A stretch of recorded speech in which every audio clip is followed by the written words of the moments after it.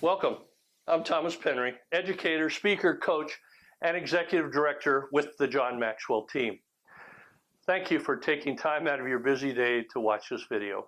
I count it a privilege to speak and share with you today the things that I believe will add value to your life. The means by which I seek to add value to others is utilizing John Maxwell's proven leadership model, the basis of which is found in his book, The 21 Irrefutable Laws of Leadership. Today I will share with you the law of priorities, which states that leaders understand that activity is not necessarily accomplishment. To implement the law of priorities, one must be keenly aware of what is called the Pareto principle, also known as the 80-20 rule, which states that for many events, roughly 80% of the effects comes from 20% of the causes. Management consultant Joseph Juran suggested the principle and named it after Italian economist Vilfredo Pareto, who, while at the University of Lausanne in 1896, published his first paper, Cours d'économie politique. Essentially, Pareto showed that approximately 80% of the land in Italy was owned by 20% of the population.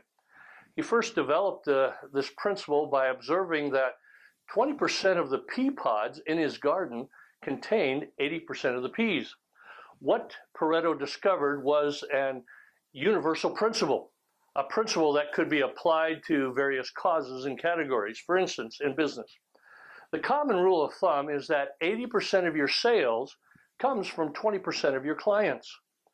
The lesson here is that the law of priorities needs our utmost intentionality.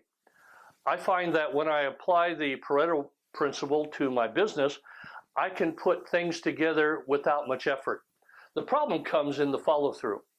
For this to become a reality in your life and business, each of us needs to commit to the application of the Pareto principle intentionally. This means that we must expend our intentionality on the 20% of that which will give me 80% return.